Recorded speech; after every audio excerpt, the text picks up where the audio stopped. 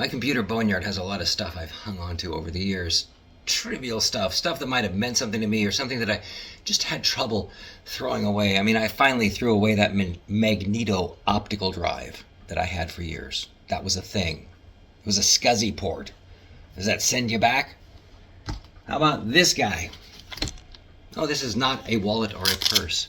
This is the handy leatherette container for this, which was the Palm Pilot. And I kept this around. So these were, before smartphones, I carried one of these around, which is one of these little, it's a touch screen and it had apps on it with buttons. I mean, this is almost looks like one of the first Android phones.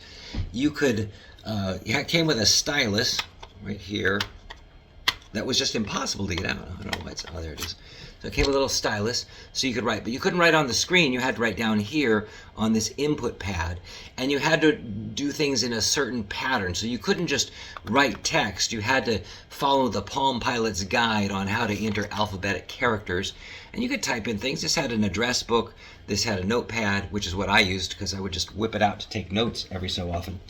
And when this is the Palm 3 that came out. Of course, I tried to put batteries in this morning and see if it would come on again, and of course it's dead. So don't know why I'm keeping it. Maybe just throw it away.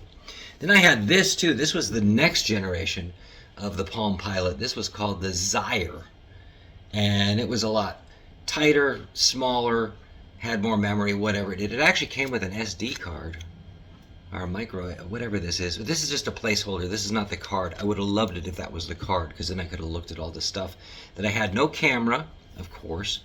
Did have the stylus again. And this, unfortunately, did not use batteries. It had some kind of charging port, which I no longer have. But boy, back in the day, this was what you carried with you if you wanted to, you know, your PDA, your personal data assistant, that had all the stuff that we have now on our phones. So that's why this went bye-bye. But Palm was a real big thing about 30 years ago.